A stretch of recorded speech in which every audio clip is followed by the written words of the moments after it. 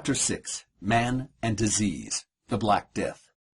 Introduction, Europe before 1347 CE. Europe had experienced a remarkable period of expansion during the High Middle Ages, from 1050 to 1300 CE, but that age of growth reached its limit in the later part of the 13th century, the late 1200 CE. By then, good farmland had been overworked, and new fields were proving only marginally productive. As the population began to surpass the capacity of the land to feed its inhabitants, famine was imminent. Worse yet, the climate of Europe was, for reasons which are still unclear, entering a cooling phase. Whereas in the High Middle Ages a warm, dry climate had predominated, by the turn of the 14th century, global weather patterns changed for the colder and wetter. Scientists today find evidence of this so-called Little Ice Age in polar and alpine glaciers, which the data show began to advance at this time. Moreover, historical records from the day confirm that the winter of 1306-1307 was unusually frigid, the first such lingering cold snap Europe had endured in nearly 3 centuries. While the drop in global temperature was probably no more than 1 degree on average, it was enough to make a significant impact on agriculture. For instance, grain and cereal production had to be abandoned in Scandinavia, and viticulture, wine production, became impossible in England, as it still is for the most part. Not only cooler, but wetter too, the change in climate brought with it increased rainfall, which precipitated other problems, such as flooding. In particular, the Arno River, which flows through Florence in central Italy, swept away many bridges with the force of its waters. But the first real pan-European catastrophe resulting from the onset of the Little Ice Age was a widespread failure of crops. Beginning in 1315, the weather was so rainy that most grain sown in the ground suffered root rot, if they germinated at all. Also, the lack of sun, high humidity, and cooler temperatures meant water evaporated at a slower rate, which caused salt production to drop. Less salt made it more difficult to preserve meats, and that, combined with the losses in agriculture, led to famine by year's end. When the same happened again in 1316, and then once more in 1317, peasants were forced to eat their seed grain. With little hope of recovery, even if the weather improved, despair spread across the continent. Frantic to survive, people ate cats, dogs, rats, and according to some historical records, their own children. In places, the announcement of a criminal's execution was seen as an invitation to dinner. Later branded the famine of 1315 to 1317, this disaster marked the beginning of a decrease in European population that would last more than a century and a half. Many cities were hit hard. For instance, in Ypres, a city in Flanders, 1/10 of the population died in 6 months. And in Hail-Sowen, in England, the population dropped by 15% during this period. All this led to general de-urbanization across the continent. Nevertheless, these emaciated souls could not have known that worse, far worse, lurked on the horizon. A holocaust of unprecedented fury was stalking them and their children. Out in the hinterland of Asia, there was a biological menace massing, a blight that would forever change the face of Europe. The Bubonic Plague. The Black Death, 1347 to 1352 CE. The Black Death is the single most significant disease in Western civilization to date, a true and literal plague. The word plague derives from an ancient Greek medical term, plague, meaning stroke. It's a reference to the speed with which the disease brings down its victims. And this plague was a real death blow to medieval Europe. The Black Death, or simply the plague, came on its victims so quickly and powerfully, and with such a debilitating disruption of facilities, it seemed to onlookers in the day as if the person had been struck by some invisible force. Yet it was in fact not the first time bubonic plague had raised an angry hand to Europe. As far back as 664 CE, when it was known as the Plague of Cadwallader's time, this disease had swept the continent.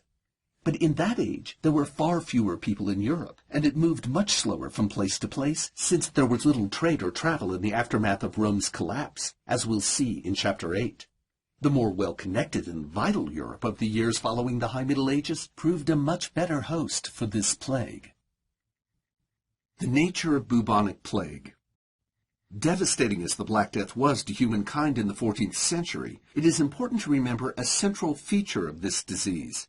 Normally, it does not live among human populations.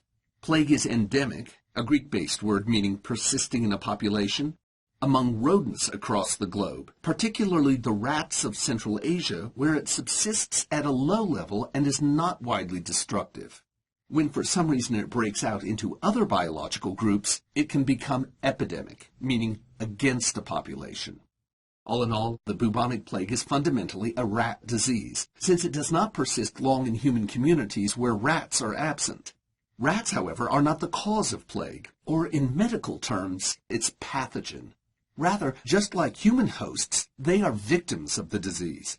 The actual pathogen is a bacillus, a form of bacteria, the plural is bacilli, called Yersinia pestis, which was first isolated and identified in 1894 by the French bacteriologist Alexander Yersin, after whom it is named. For all the destruction Yersinia pestis left in its wake, people at the time of the Black Death never knew this bacillus was the cause of the plague. Thus, its invisible mechanisms, combined with the extraordinary speed and violence with which it attacked, contributed greatly to the terror and psychological damage it wrought upon late medieval Europe. All the same, knowing the life cycle of Yersinia pestis is essential to the modern understanding of its impact on human history and the course the disease took in the 1300s. This bacillus lives normally as a low-grade infection in the bloodstream of rats. It moves from rat to rat via fleas, in particular the rat flea Xenopsula chiapis, which is in medical terms the vector, carrier, of plague. When a rat flea bites an infected rat, it sometimes drinks in Yersinia pestis along with the rat's blood. If so, the bacillus lodges in the flea's digestive tract, where it begins to reproduce prodigiously until it forms a solid mass and blocks the flea's digestion. With its digestive tract obstructed, the flea begins to starve. Frantic from hunger, it hops from rat to rat and repeatedly bites them. But because of the intestinal blockage caused by the clot of bacilli in its gut, it can't swallow the blood it's ingested. So it vomits what it drinks back up into the rat's bloodstream. Along with the regurgitated blood come clumps of Yersinia pestis disgorged from the flea's belly. This causes an uninfected rat to become contaminated, and if the rat's immune system is slow to react, the fast-multiplying pathogen overwhelms the animal, which dies. But if the rat's immune response is quick, it can counter and suppress the infection. Then the bacillus continues to exist as a non-fatal parasite living in the rat's bloodstream, where it waits until an uninfected flea by chance ingests it. And so the life cycle of Yersinia pestis continues as it volleys back and forth between its two hosts, the rat and flea, using each to infect the other. Under normal conditions, this cycle is restricted to rats and fleas. But if some sort of biological disruption occurs, the disease can spill out of its normal limited niche. For instance, if the rat population declines precipitously for some reason, fleas will be forced to move on to other hosts, such as other types of rodents, domestic animals, or even humans. While rats are the preferred host of Xenopsula chiapis, when facing starvation, this flea will feed off of almost any mammal. If infected rat fleas begin biting humans, most of whom do not have resistance to plague, the disease can reach epidemic levels. In that instance, individuals usually die within 5 days from the first onset of symptoms, in some cases overnight. The human immune system is typically overwhelmed by Yersinia pestis, which reproduces wildly within the victim's bloodstream. But if it responds quickly enough, survival is possible. If so, the body remembers the infection and preempts any second assault. Very few people ever contract plague twice. Because of the terror inspired by this disease and the large number of people afflicted, the progress of bubonic plague as it courses through its victims has been well documented. Starting with a fever, once the immune system has sensed the presence of a foreign organism, the victim's lymph nodes begin to swell as the body tries to flush out the contagion. These nodes are located in the neck, armpits, and groin and become visibly enlarged. Called buboes, singular bubo, swollen lymph nodes are among the most distinctive and painful features of the disease and give it the name bubonic plague. Usually by the third day, The victim experiences high fever, diarrhea, and delirium, and black splotches begin to appear on the skin, especially on the tips of the fingers, the nose, and anywhere there's a concentration of capillaries. The reason for the black splotches is that the body's smaller blood vessels clog with bacilli and rupture, and blood begins to leak so profusely it becomes visible beneath the epidermis. This is often, though wrongly, said to be the reason the outbreak of plague in 1347 came to be called the Black Death, from the darkening of the victim's skin. The black in Black Death more likely derives from the Latin word atra, meaning black, dreadful. Death usually follows soon afterwards, most often from septicemia, blood poisoning, due to massive internal hemorrhaging as the bloodstream grows congested with bacteria. This is not, however, the only course the disease is known to take. For instance, a victim's buboes can swell so much they burst through the surface of the skin, most often around the 5th day after infection. This process is excessively painful, and medieval medical records recount how patients seemingly near death would suddenly leap from bed in a frenzy, screaming with pain as their buboes burst, spewing out pus and contagion.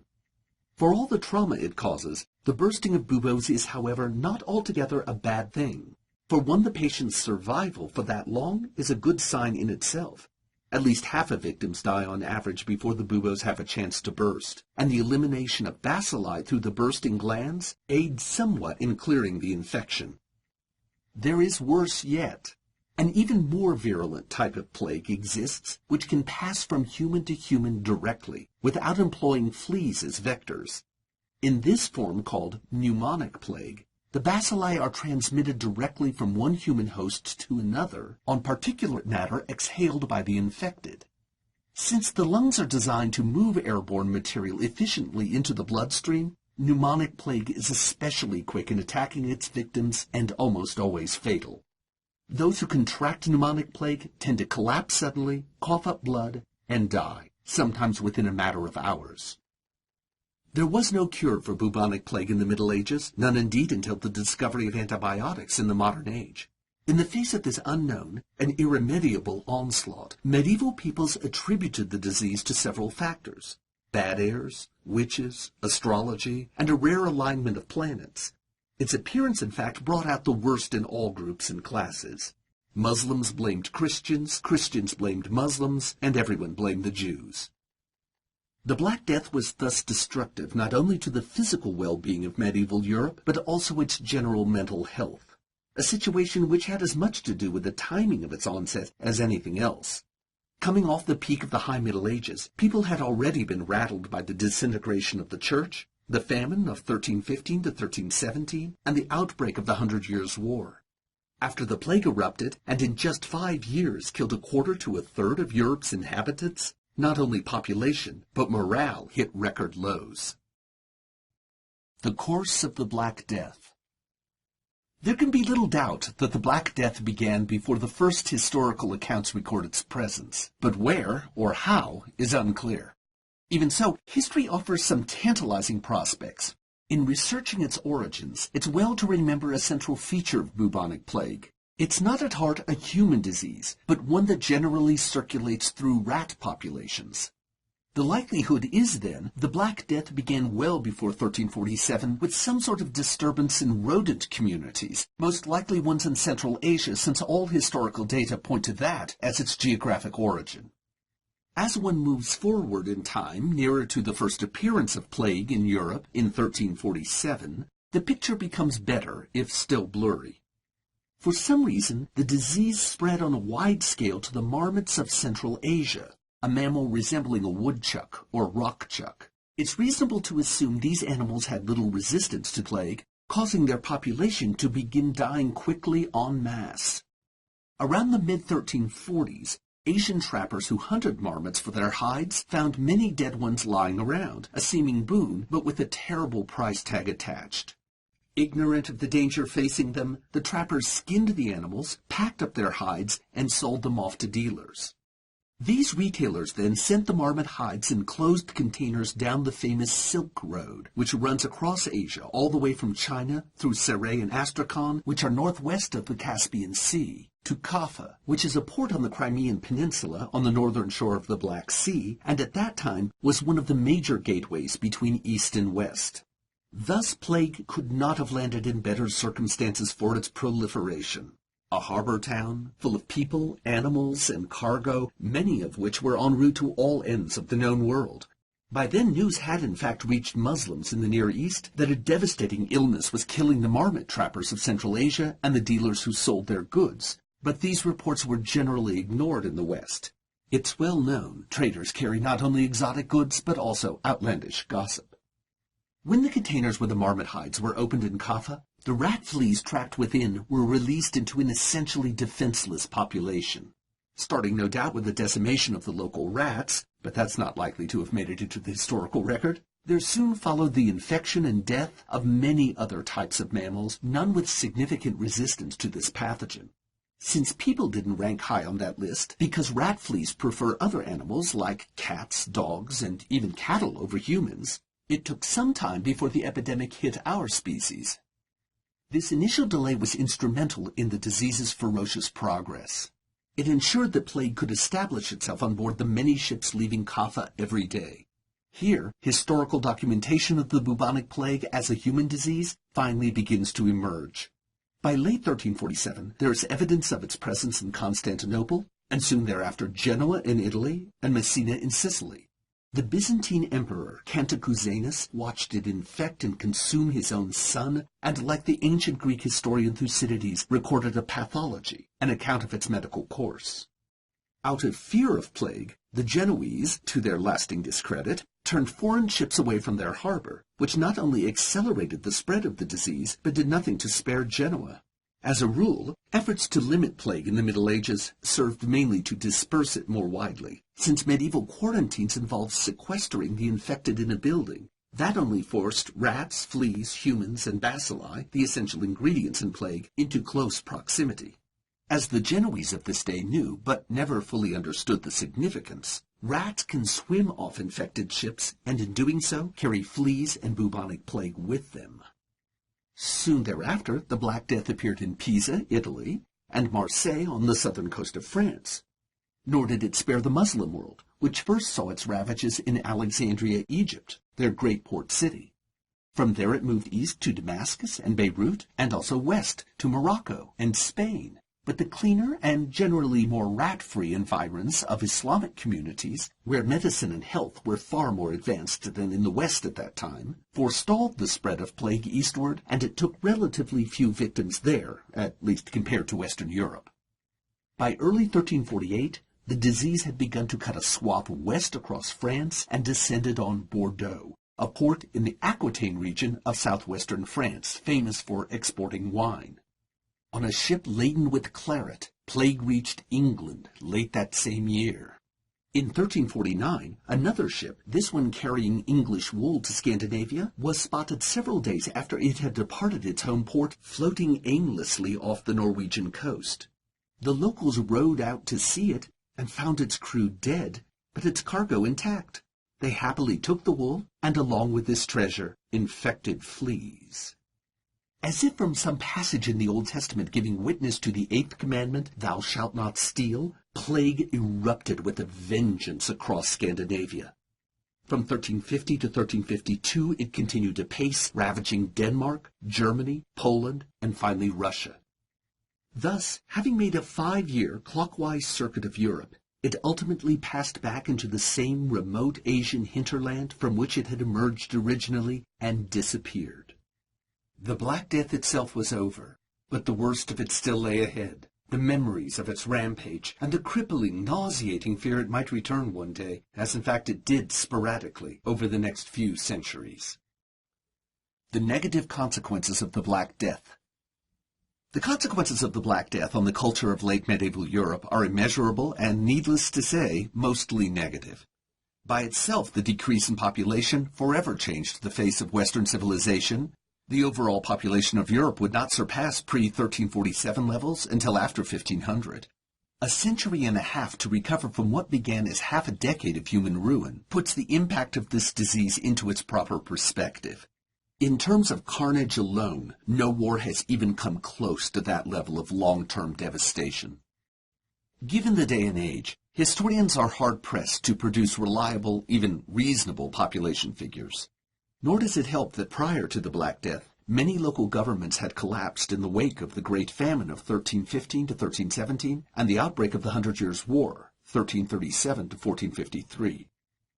Still, it's probably safe to say that something on the order of a quarter to a third of the population of Europe died during the Black Death, amounting to as many as 20 million people.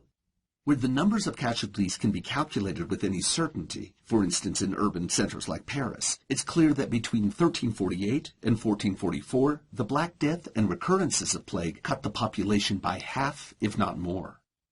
The results of this contagion were, however, felt not in mortalities alone, but in demographics and psychology too.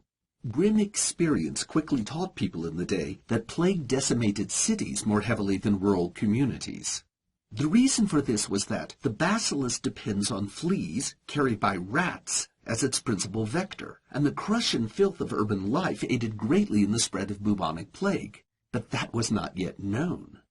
The result was that people fled the cities of Europe in large numbers. Even small villages were left depopulated, precipitating a trend toward deurbanization far more catastrophic than that following Rome's disintegration a millennium before. And that, we should recall, had precipitated the Middle Ages.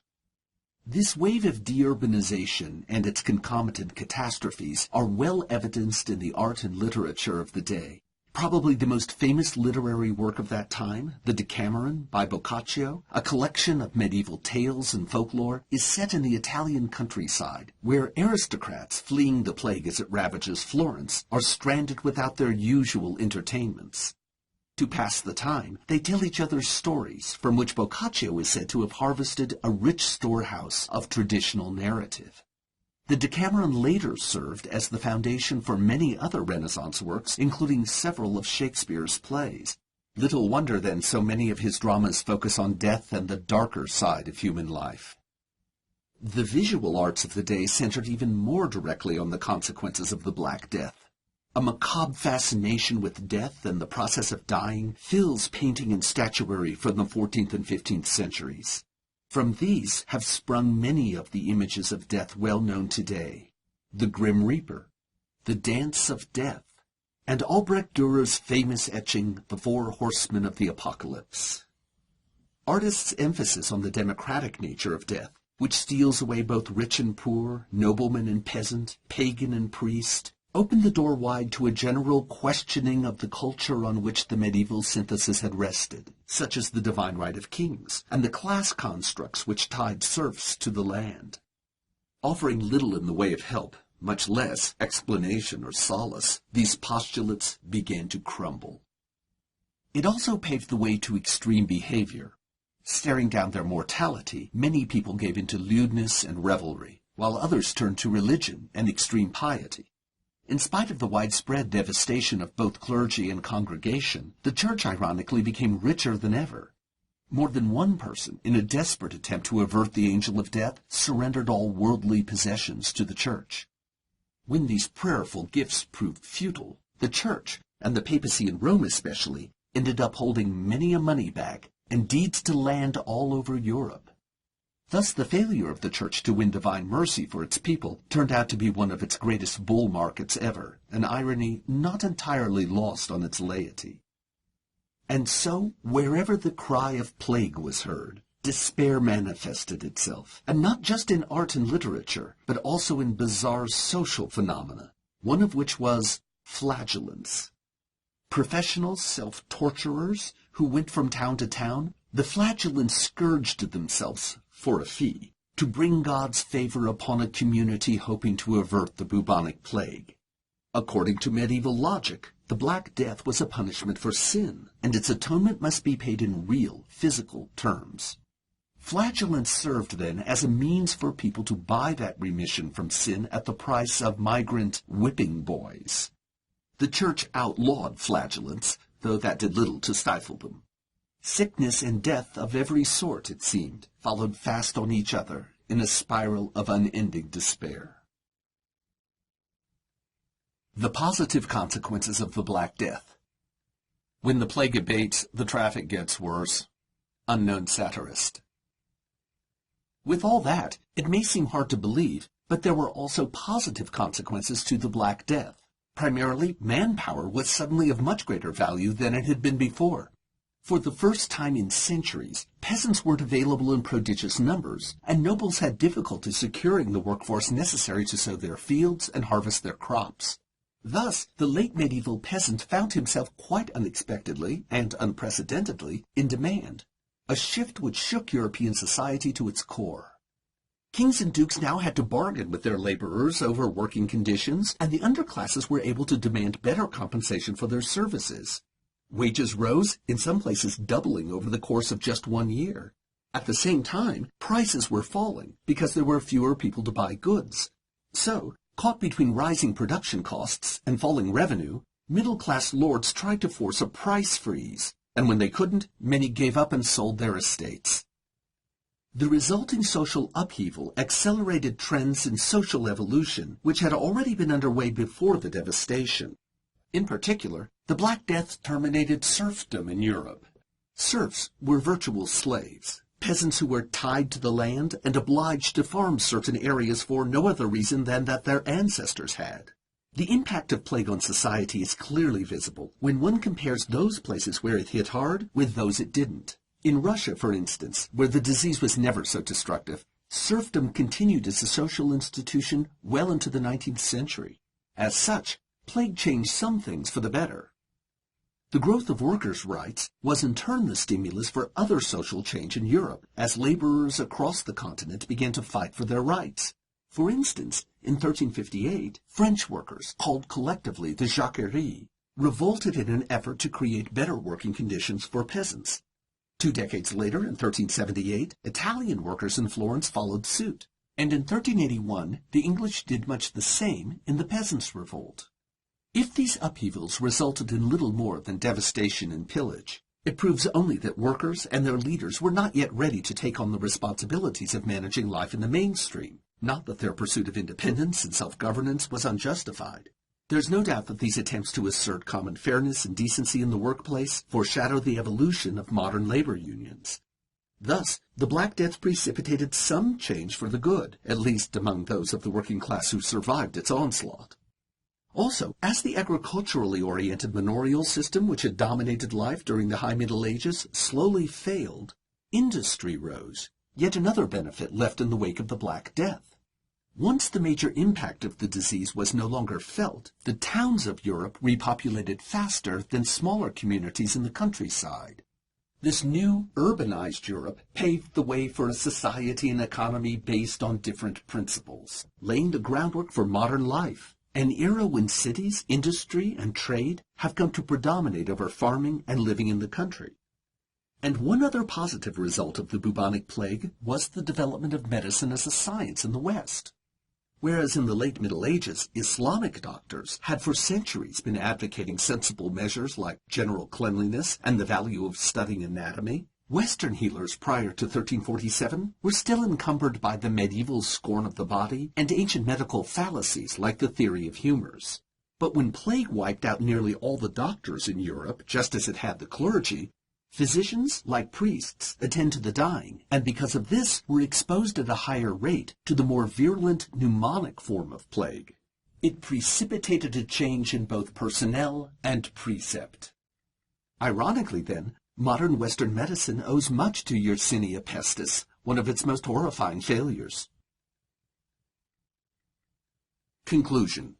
The end of the bubonic plague? DNA isn't destiny, it's history.